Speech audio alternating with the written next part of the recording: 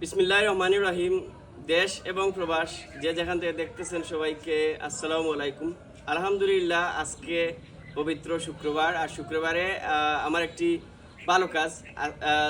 যারা দেখরা আমার শুদ্ধ চাচা বিল্লাল হোসেন চাচা, যিনি সবসময় আমরা তাই সহযোগিতা করে আইলাম। তাই আমরা ধর্ম দেওয়ার পরে উনি ইসলাম ধর্ম গ্রহণ করেছেন বিগত 10 থেকে 12 বছর আগে।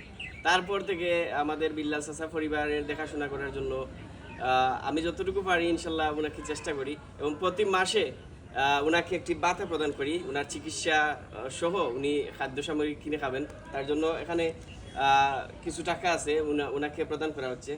তো আমি বিভিন্ন মাধ্যমে ওনাকে এই টাকাটা পাঠিয়ে দেই।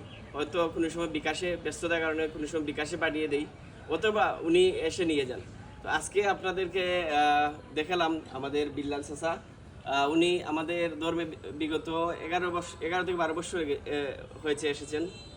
ওনার পুরো পরিবারটি নিয়ে আমাদের ধর্মে এসেছেন। তারপর থেকে আলহামদুলিল্লাহ ভালো লাগে। চাচা, কিতা অবস্থা আপনার?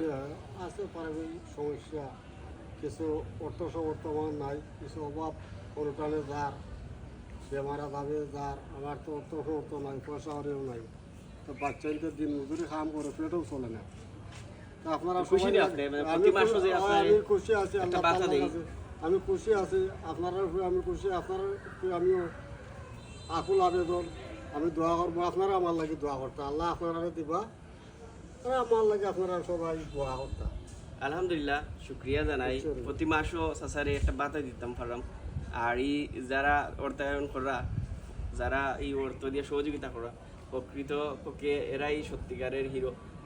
দোয়া করবেন আমাদের জন্য, মৃত্যুর আগ পর্যন্ত যেন এরকম ভালো কাজ জারি রাখতে পারি। ধন্যবাদ সবাইকে।